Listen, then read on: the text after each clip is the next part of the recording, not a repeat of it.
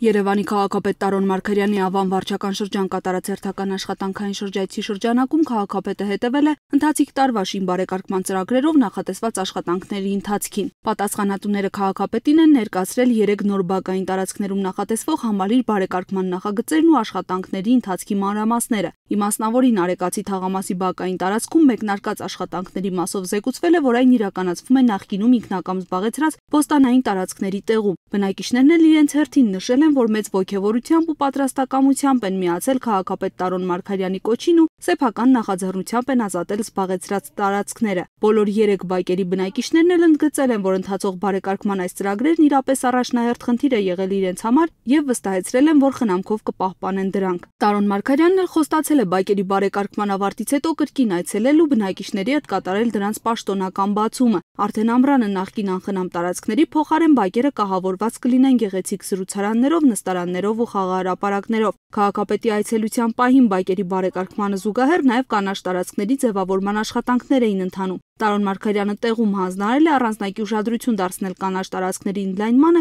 ինչպես նաև ծառերի եւ թփերի պահպանմանն ու խնամքին։ Աշխատանքային շրջայցի շրջանակում Տարոն Մարգարյանն այցելել է նաև Թումանյան թաղամասում կառուցվող նոր այգու շինհրապարակ։ Պատասխանատուները զեկուցել են, որ հանգստյան գոտին կապահովվի ոռոգման նոր համակարգով, ինչպես նաև արտաքին լուսավորության նոր ցանցով։ Կկառուցվեն ճեմուղիներ, կտեղադրվեն նստարաններ ու զրուցարաններ, ինչպես նաև մանկական ժամանակակից խաղերով կահավորված խաղահրապարակներ։ Դեռ Ավանում էլ շատ բակեր պետք է բարեկարգվեն, այգիներ ստեղծվեն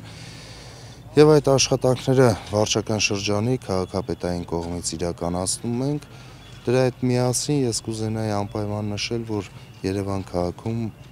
բոլոր բակերը պետք է բարեկարգվեն, բոլոր պուրակները, այգիները պետք է բարեկարգվեն եւ հանձնվեն մեր քաղաքացիներին։ Եվ վստահեցնում եմ այն մարդիկ, ովքեր միշտ օրինակ են բերում Ավան վարչական շրջանին,